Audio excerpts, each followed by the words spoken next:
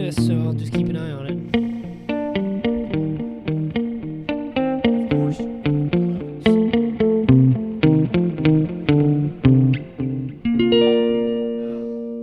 Just kidding. You can throw it all day long.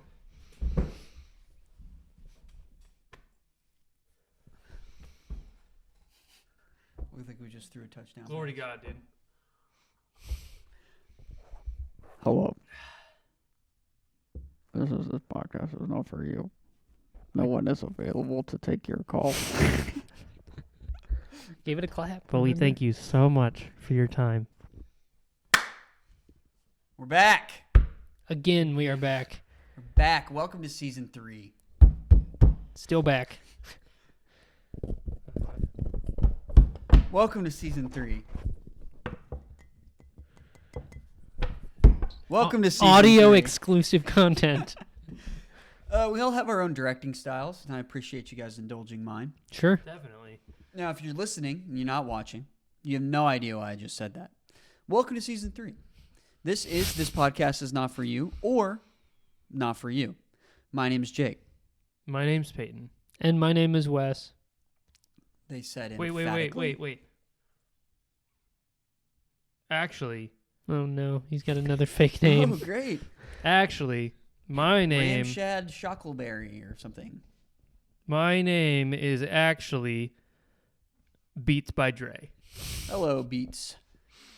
We will be talking about a movie that you did not see, nor did you recommend, but we had a great time with your friend Peyton. So Peyton was He gave on me all our... his notes. Oh, okay. Good. Yeah. So you know he's on our show last season. The season 2 finale of Real this piece of podcast work. is not for you. Was the best movies that you two hasn't seen. So Bono got a list, and whoever else is in U2.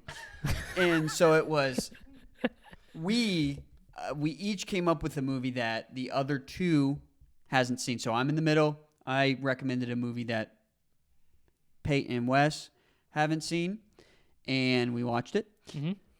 Now, your buddy Pate, Yeah, let me get his notes real quick. yeah, he recommended a movie that We hadn't- Wes and I Yeah. hadn't seen, Lots of thumb pointing. and we watched it. And Wes recommended a movie that Fingers I crossed the and video works. Pate hadn't seen. So, I want to apologize first off. Why? Our last That epi- last episode was dynamite. I want to apologize that there's not video for Short. it. Oh, it's still getting uploaded. You better believe I it am. is. I'm going to upload the first 5 minutes that recorded and then Uh-huh. just audio for the rest of it, but I'm sorry It's that there's... succinct and it's enticing. It's a trailer for season 3. trailer, the official season 3 trailer. I'm bummed about it, but I It's okay. appreciate you being encouraging. You had one job, man. Thanks, guys. I know. Well, I I mean, said it in an encouraging way, though. You know, now he's never gonna stop looking at his watch. For sure. I guess done. I'm just checking to see if it's recording. Me too.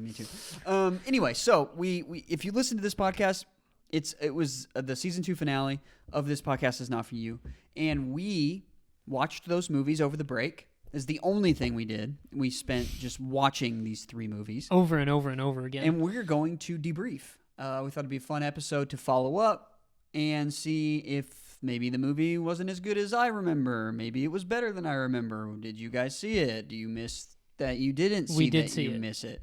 So that's what we're going to do. Cool. We're back. We're here. We have to Start- talk at the same time. Started We're back. out. What? Huh? This podcast is not for We'll you. be right back. Brought to you by Monday. I tried to freeze.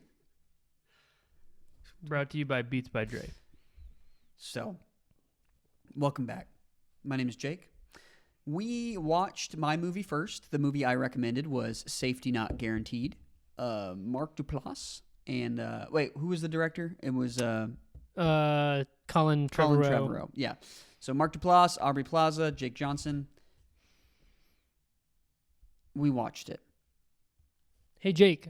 We watched it together. When Sorry, were- you guys watched it together. I wasn't there. Pate was there. Jake, when was the last time you had seen it?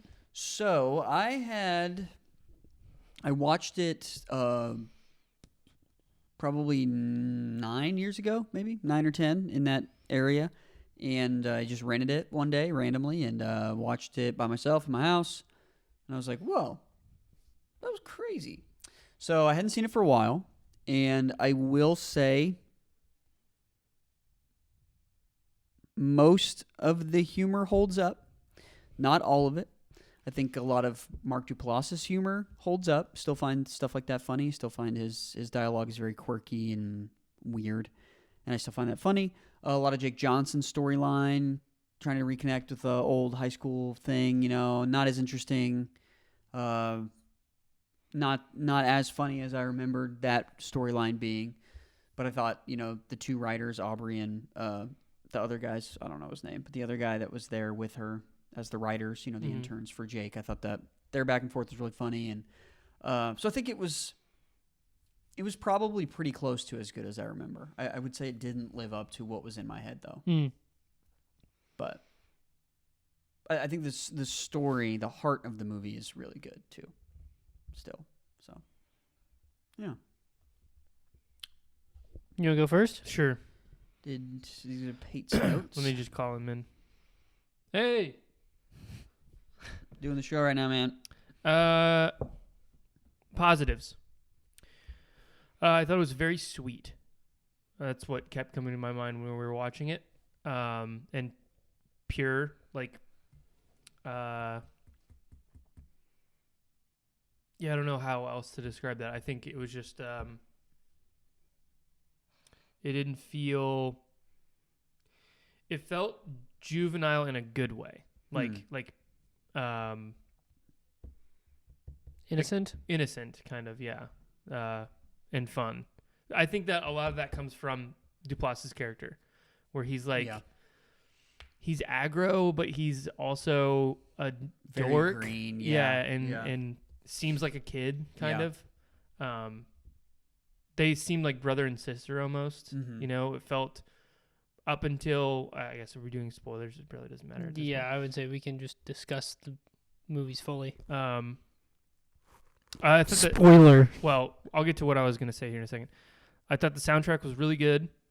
I really like Plaza and Duplass's relationship. Mm-hmm. I loved it up until they kissed. I think it was better before they became Romantic. actually romantic. I think it would have been more interesting if they were just like I said, Like kindred spirits. a love relationship that's more like brother and sister kind of thing. Kindred spirits, They like you don't said. make movies about bro relationships. Platonic relationships. But it was still really good and believable, I think, that they actually fell in love. Yeah.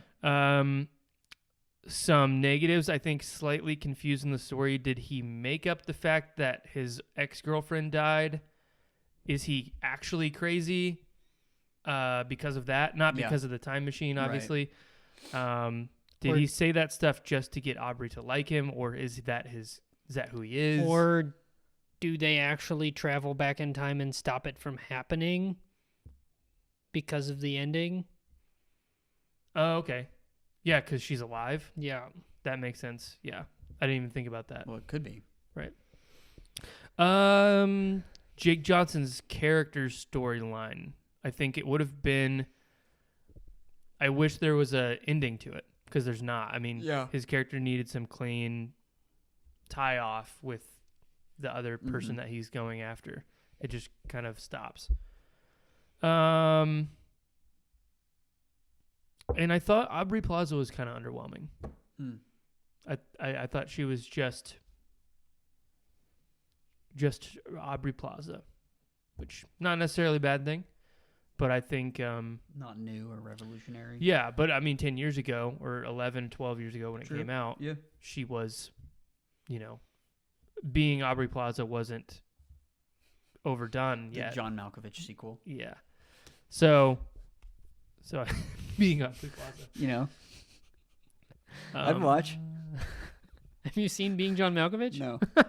I wish Aubrey Plaza's character was as interesting as Mark Duplass's character was. Yeah. Yeah. So overall, I gave it a 6.5 out of 10. Especially because you spend so much time with her character, not his. Yes. Wish it was the other way around. Yeah. Almost. Yeah. Positives for me, I felt like the dialogue, the writing of the dialogue was pretty good and pretty natural generally. Yeah. The performances for the most part were all really good. And I felt like the the concept of the movie was good. Yeah. My negatives is I just were all like execution. I don't feel like Trevorrow is that good of a filmmaker, and I don't feel like he had a strong vision for what the movie was about, because it feels like kind of a hodgepodge of a few different ideas. Like the Jake Johnson storyline is completely disconnected from the rest of it. It has nothing thematically fits with what is happening with the Mark Duplass storyline. Yeah. It's just a thing that's happening. It felt like more of a TV show plot than it did a subplot of the movie. So I felt like the execution of the idea was a little bit lacking. It felt like a first draft of the movie. I mean, in the first part of this, or the first part of this episode or whatever, it's like the idea was the Craigslist ad. Right. And so it's like I could understand why it would just feel like, let's make a movie about that. Yeah. Yeah. It feels like they wrote a first draft and shot that, as opposed to, okay, how do we add something to these supporting characters that add to what's our theme? Like, there's a couple different themes going on, like regret, but it's kind of vague. So yeah, I just felt like there were things in it that kept me from liking it more. Because I don't like Mark Duplass, and I liked his character. Yeah, same. And I enjoyed Jake Johnson's stuff. I thought he was good. He's pretty good in everything, and he's playing the same character again. But I thought it was good and funny, and there was some heart to it in that subplot. Yeah. I just wish it meant something. Yeah. Because there's no tie-up or whatever. I feel like Colin Trevorrow is a decently talented director of actors. He's not a great writer, because he wrote and directed that one, right? Yes. So I don't know. I feel like he didn't fully develop it before making it. But I would probably give it like a 5.5 to 6 out of 10.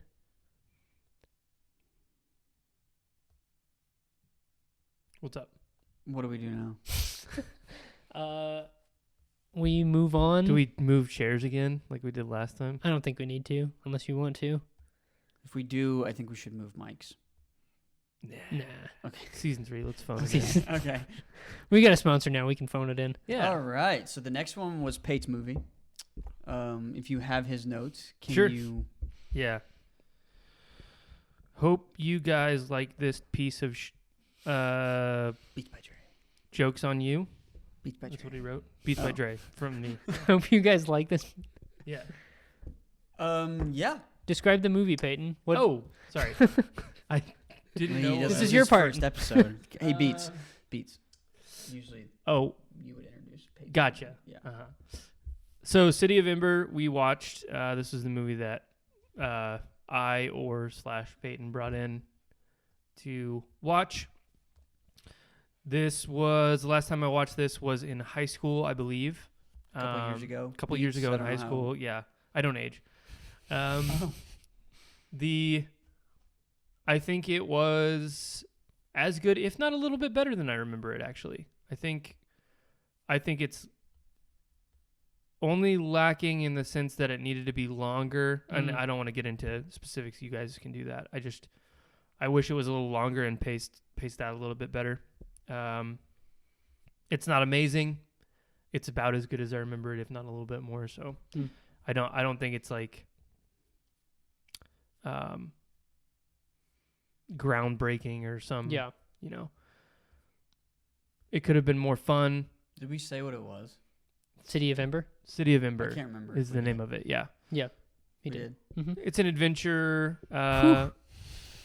teenage adventure movie, kind of young adult novel young adaptation. adult post-apocalyptic kind of adventure movie. So yeah, I think it was good, if not just slightly better, more enjoyable, and it could have been the company, it could have been watching it with you guys, made it more enjoyable. So what do you guys think? I thought there were a lot of things in this that were really, really well done. I thought the set was great. The design of Yeah. everything was really cool. Probably the cast was strongest part. pretty good. I think Mhm. the main kid is kind of whatever. Yeah. But my main criticism of it would be the same thing that you said. It's chopped into oblivion. Yeah. You can tell. They edited that thing to make it as tight as humanly possible because I don't think there was ever much hope for making that into a franchise. I think it's too quirky and unique Yeah. to be a series of movies Yeah. and to be financially successful. Hmm. So the studio definitely just like chop this down as much as we can and shove it out there. It was a wrong decision because they lost a lot of money. Yeah. Yeah. Because it's breakneck pace. Yeah. It's just like boom, boom, boom, boom, boom. And sometimes the things don't directly follow each other. Yeah. So that was the biggest thing. I wish I could have seen Yeah. the actual director's cut of this movie Yeah. because it probably is way better. Yeah. And I wish there was a bit more resolution. Sure. I wish they hadn't done a tease for like more movies. If they had known like we're not gonna make another one of these, let's change the edit or change the ending to make it a bit more finite. Mhm. But generally, I thought it was enjoyable, and I could see Yeah. see the seed of a really good movie the in there. finished thing Yeah. that was good, you know. And I thought Bill Murray was good, playing a slight villain. Yeah. New twist for him. Yeah, Yeah. but I remember him being more villainous too, because he's really not. He's kind of just like bumbling. yeah, a little bit. he's Bill Murray with a little bit of greed thrown in, and he's fat. Yeah. That's it. Yeah, just a little. I agree. I think the coolest part was the technology and the sets and the costume design, and I think that was the biggest note I took on it was the practicalness, which could be a time capsule for the time, Mm. you know, just the way that they made movies back then, or it could be because that's what, you know, the director or the writer wanted. You know, the writer had, this is exactly how it has to be or whatever. I do feel like it had all the negatives of a adaptation, Sure. i.e., you know, chapter to chapter feel instead of Uh-huh. like a, you know, one linear cohesive thing. Yeah, it didn't flow particularly well. Yeah, but I mean, I thought the world, like I said, that's the upside of when you do an adaptation, you have the world building's there. You just Yeah. have to show it. And I feel like Sure. they did a really good job of saying like, okay, when you're young, you get drafted. You don't get Yeah. drafted, but you pick a role, and then you don't get a choice. You have to do what you pick, and then, you know, once you're there, that's kind of what you're going to be doing, and everyone's kind of coming together and making sure that this thing we live in is healthy and that we can sustain life because Yeah. this is all we know. You know, that's really cool and that's Yeah. really interesting. Yeah. And the idea that, you know, like they could leave instructions or something, and then in 6-7 generations or whatever, Mm-hmm. don't even remember. Yeah. All I know is I'm in charge. Right. Like that's very plausible. I Yeah. feel like, especially in that situation. But I would have loved to seen people not passing down stories. yeah, I would have loved to seen this world not as a young adult novel, yeah, like or a young Yeah. adult. I like an underground city Mm-hmm. shown as it would be, Yeah.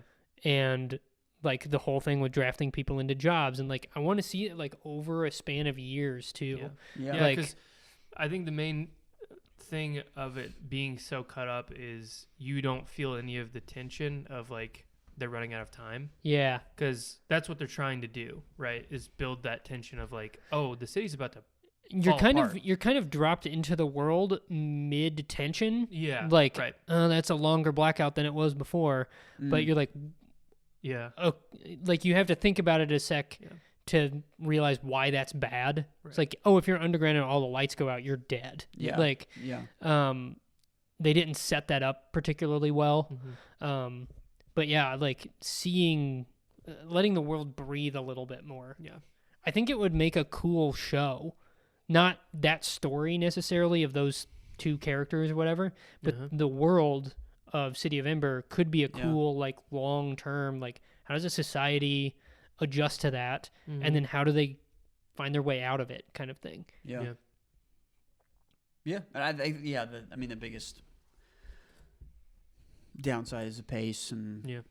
and the byproduct of that is you don't really care about much of the characters, and so, but the idea and the story, and I thought it was really cool. We're gonna give numbers. Did you give it? I would give it a 6.5 out of 10.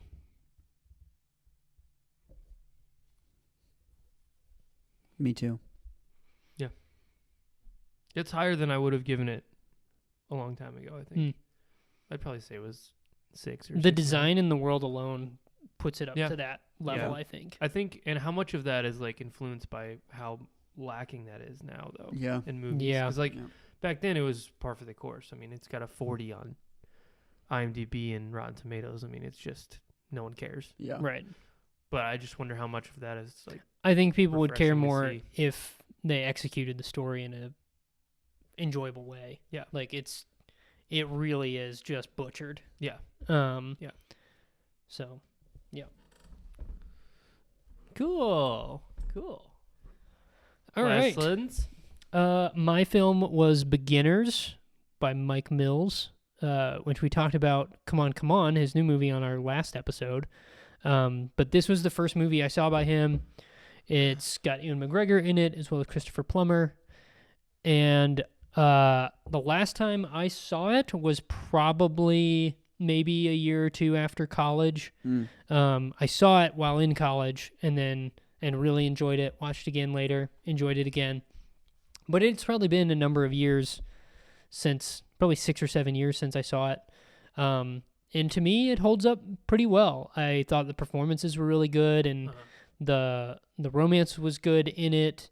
It was a little bit more preachy than I remember it being, not by a ton. I still feel like it's handling that subject matter. It's not as obnoxious as it could be, but that was really the only thing that was a little bit different. It's like, oh, it's a little bit more in your face than I remember it being, but that's not what the story is about. So I Right. think that's why it holds up for me, and it was as funny as I remember it being too. But yeah, I enjoyed it. Me? Sure. Let me get his notes out. Obviously, love Ewan McGregor. Mm-hmm. Always have been in love with him. It says always been one of my favorite actors, but I just added that on my feet. Nice. Beats. Cool. I would say that the editing is the best part of the movie. Olivier Couet is the guy's name, I think. Yeah, the editing is amazing. Yeah. I mean, it's nonlinear, some, Mm-hmm. and I think, although I will say, I think it becomes a detriment later, a hindrance a little bit after he goes to New York, storytelling wise. Like, he is in New York and then he's back. It gets a little bit confusing, A little bit, yeah. or disconnected. As to wait, when are we exactly? Yeah. Yeah. The tagline of the movie is "This is what love feels like," and I think that is absolutely what the movie is. Mm-hmm. I think it feels like that's what it's supposed to be, and that's what the editing comes in, is like, it's not really, supposed to be a this happens, then this happens, this is the resolution. Mm-hmm. It's more of capturing that feeling. And I think not just romantic love, but parental love too. Yeah. Like loving Yeah. your parents. For sure. Yeah. Which is interesting because I have down some thoughts. After we watched it, I was like, it's interesting that this feels like a common film to me now. After there's a lot of movies that have come out recently like it.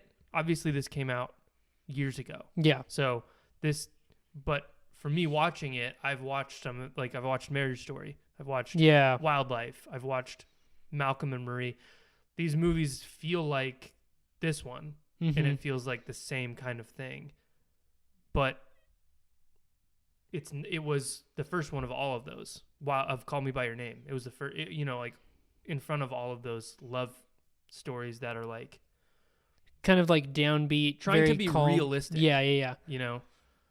So, and the hopeless romantic in me loves these kind of things where it shows how people fall in love. Mm-hmm.